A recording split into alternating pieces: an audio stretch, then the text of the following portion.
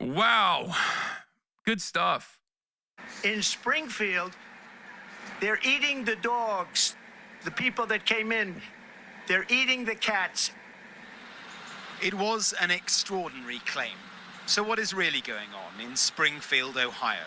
I see a lot of pets that have disappeared Really? on Facebook. What do you know? What have you I seen? know all our ducks are gone. What do you think about it? Have you heard about it? I've heard about it, but I haven't seen anything really. Yeah. And you're not worried about your dog? No. But who's eating them? I have no idea. But then a man who didn't want to be on camera with a hint of how these conspiracies are seeded. I've never seen nothing going on with the dog and the cat, except what I've seen on TikTok with the Springfield police. Yeah. Arresting the lady for eating a cat. Yeah. That's And she was from Ohio. no, I think she's from Haiti, wasn't she? Why'd you... Yeah, I saw the Springfield woman. Well, the Springfield police is like, no, that's just an American citizen. Not even in Springfield. Like, there you go. Shit happening in your backyard you have no awareness of. You just think like shit that you saw on TikTok is more important for what you perceive as happening in your fucking backyard, you know? Great stuff. Great stuff overall. Perfect demonstration. Perfect demonstration of how social media works. She's from Haiti, Ohio. You know, Haiti, Ohio. That's where she's from, I heard. Haiti. Ay, ay, ay. What are we doing, dude? People have no critical thinking skills. It's over. It's so fucking jover. No critical thinking, no interest in the truth. Just straight fucking unfiltered, unmitigated racism. No fucking brakes. All gas, baby. Good stuff. Yeah. This is what happens when you let people think for themselves. No, this is what happens when people can't think for themselves. Okay? This is actually what happens when people can't think for themselves. Facts only. Meet the 11 gay or bisexual posts from history. That's crazy, okay? You're crazy. Kill the cat.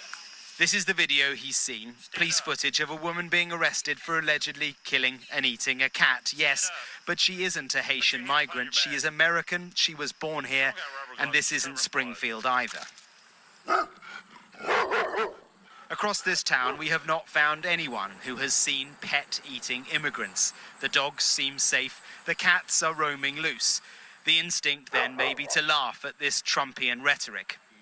Indeed, the Haitians of Springfield can see the funny side too. The Haitian don't hitting the cat, the dog. I mean, it's nice, like, it's nice that they're in good spirits about it, but like, this is just straight up blood libel, dude. This is like, you know, this is being advanced with a very, very nefarious purpose, and that is to make life unlivable for the Haitians, with the ultimate goal of like either physically driving them out of town or, you know, deporting them. It's very frustrating. Another BDS win. Okay. I saw chatters. Oh my God. MIT Coalition for Palestine shares a major victory. MIT activists end the first American-Israeli weapons manufacturer partnership at the university. It is a great W, okay? You have sent me this so many times today, and I feel like you're going to keep sending it over and over again. Like, we're going to get to it, okay? We're going to get to it. I'm on. It's not. We open up the floodgates now. We open up the floodgates. Now people are going to send me a shit ton more links. I got to stop clicking on fucking link spammers, dude. I got to lock in. And so do you. Because at the top of the hour, there's a 3-minute ad break. And if you no longer want to see those ads, you got to lock in and make sure that you subscribe for $6, even though it's 30% off right now, or for free with a Twitch Prime. Because here's the 3-minute ad break now. Wait, you are anti-spam? Come on, dude. You didn't know that I'm anti-spam in the chat? Anyway, we'll dive into this stuff in a second. No, it's not it's not the culture to hitting that. Amante, salute. But within this cat and dog story, there are some actual truths, because there are huge challenges here over immigration. This is your passport and your paperwork. Vitio is one of 15,000 to have arrived here in this town from war-torn Haiti since 2020. The pressures on services and society are understandable. You left your country, you know what, you left your country, the working, go school, study, it's okay. Casey Rollings runs the centre. How did you feel when you heard Donald Trump's words the other night? I was physically ill. I was physically ill. Still am. I can't even react. I mean, I can't even repeat it. It's just unfathomable to me. But that's what happens when hysteria is spread, and, all kinds of fictional narratives. And it's really, really doing harm to our world. We looked at another view from another Springfield resident that has gone viral. I feel like we have been invaded by some sort of pest. I'm angry that my friends and family are packing up and moving away. You are literally a Nazi, lady. You're a fucking Nazi. You're a Nazi piece of shit. I feel like we're being invaded by some sort of pest. Straight up. Welcome back, Adolf Hitler, dude. So many little Hitlers everywhere in this goddamn country, okay? So many little Hitlers just left and right popping out. I'm angry that foreigners are using up the resources that were set up for the Americans that reside here. Every community, every culture has its myth and its folklore. I guess we're hearing it. The tensions in the town are clear, but they are being fanned.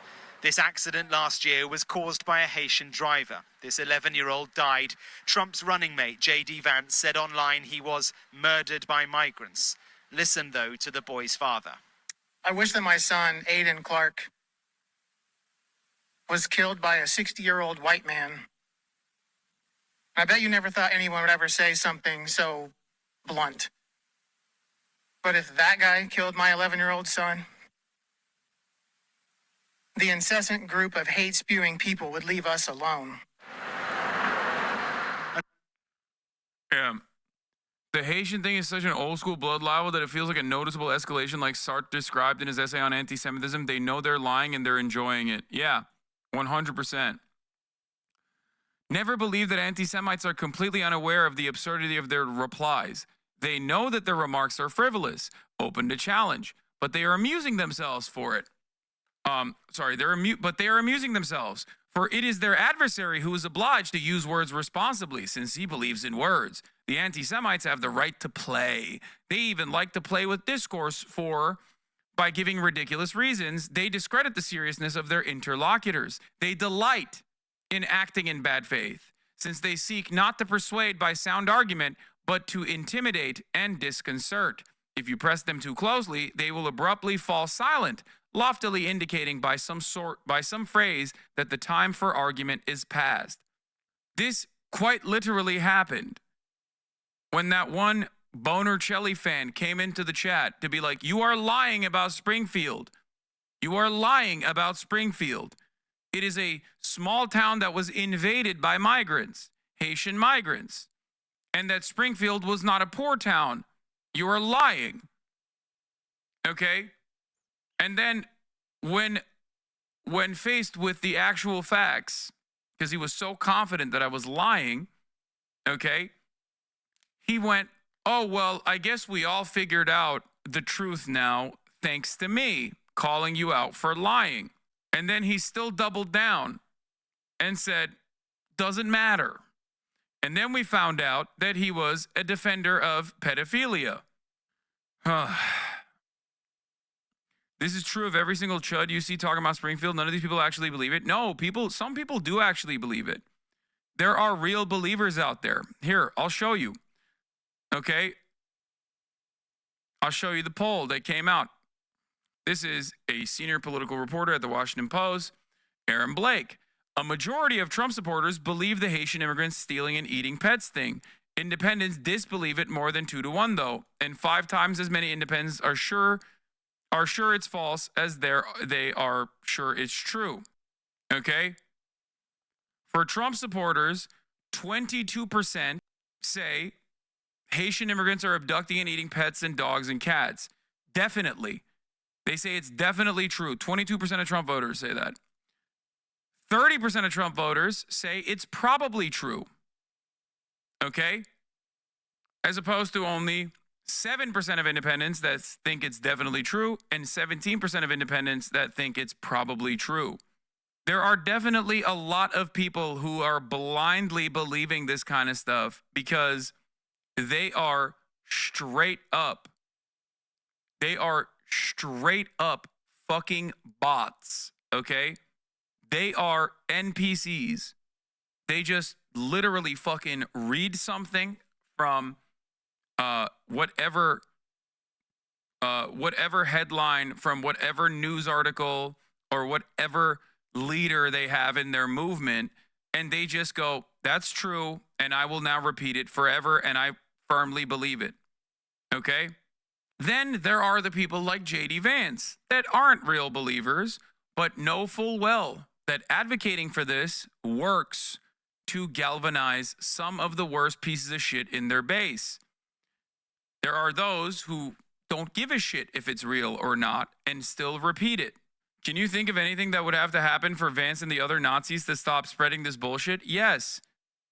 Launching a successful counter-messaging campaign against this kind of racist sentiment, showcasing that it is utterly ridiculous and also completely fucking racist by pointing to examples that I've pointed to. For example, no, they won't stop if someone dies. What the fuck are you talking about? Remember El Paso?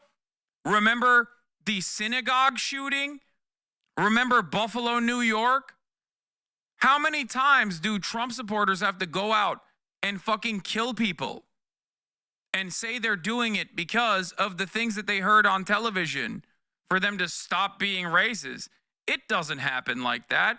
The only time it actually happens is if you deliver such a commanding defeat to the Republican Party that they have to change trajectory on the messaging. They never stop. That's the only thing that can change the discourse in this country, is if the one side that is supposed to be the adults in the room actually look at the situation and go, what the fuck are you saying? You're gross, you're weird, you're a fucking racist. You want people to hate their neighbors, and you're willing to lie to get them to do so. Okay? That's it. That's the only way that you can actually get out of this situation. Except the Democrats have been doing the exact opposite. So they are also responsible for this. The Democrats leaning into right-wing immigration policies, claiming that there is an issue at the border, claiming that there is a real problem with migrants, a problem that constitutes like real right-wing solutions like building a wall, only 4 years after calling everyone a Nazi for wanting to build that very same wall, is insane. The hypocrisy is glaringly obvious. Like, even if people don't have firmly held positions on it, okay, they see the Democrats go, build the wall was Nazi shit 4 years ago. Now you want to fucking build it yourself. What the fuck? Did you not believe it was Nazi shit back then either? Or are you a Nazi now? I don't really understand it. They don't want to build it. What are you talking about? And then you have the deluded liberals in here. They don't want to build the wall. You don't know your own policy. As a lifelong Democrat, I suspect you should know a little bit more about your own party's policy. Kamala Harris's border bill, which was Joe Biden's border bill that he unveiled, features funding to continue the build the wall. Okay? It does. The Joe Biden administration has also used eminent domain to expand the border bill. Or not to expand the border bill, sorry, to build the border wall. So you're wrong. It's in the fucking bill. It's like money that was already meant for it, right? No, stop. You are not a DNC operative. Okay? You are not getting paid by the Democratic Party. This is in the new bill that they are trying to vote for and sign into law. Kamala's first ad about immigration literally featured pics of Trump's wall 3 times. It is both bad policy and bad politics. typical for the Democratic Party. Shocking that they would go so far, especially considering that it's a direct reversal. It is a direct reversal of what they ran on 4 years ago and successfully won on 4 years ago. I think Americans truly have a very short window of memory.